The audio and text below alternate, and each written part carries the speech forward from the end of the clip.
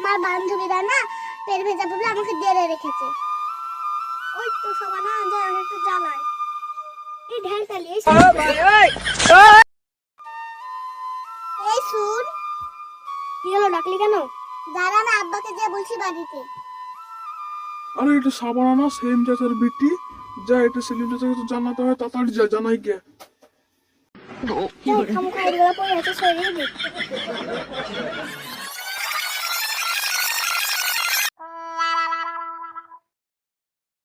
ও চাচা, কি হলো না, হাঁপাচ্ছিস কেন? তাহলে শুনো চাচা। আর অত বড় সাহস আমার বিটির গায়ে হাত দিয়ে, চল তো ওর বিচার করবো। বড় মশাই, কি রে, কি হলো?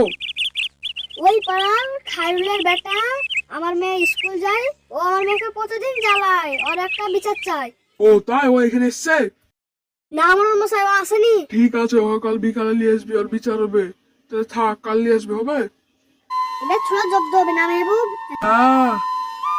চ তাহলে বাড়ির দিকে রওনা দিয়া যাক।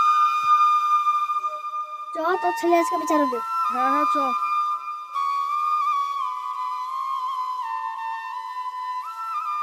বড় মশাই কো আসছে না এখনো?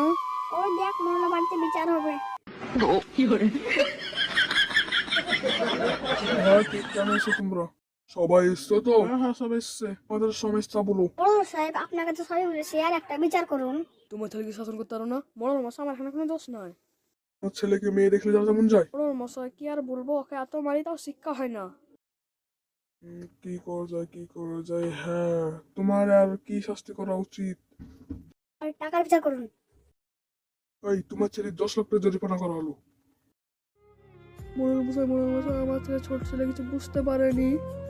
তোর ছেলে যা করেছে 10 লাখ টাকা জরিমানা হওয়ারই উচিত। হ্যাঁ, আমি এখানে কি করবো বলতেনি? বড় সাহেব আমরা গরিব মানুষ, অত টাকা করতে পাবো? তাই তোরে, তোদের অবস্থা খুব খারাপ। যা, 6 লাখ টাকা জরিমানা করা হলো। বড় সাহেব, আপনি একই বিচার করছেন? এটা যে তোমার ছেলে, তো তাহলে তুমি কি করতে বলো তুমি? তাই তো বড় সাহেব। ঠিক আছে বাবা, ক্ষমা করে দাও। না না, এসব কি করছো? ঠিক আছে, তাহলে আজকে এখান থেকে বিচার শেষ হলো, সবাই বাড়ি চলে যাও।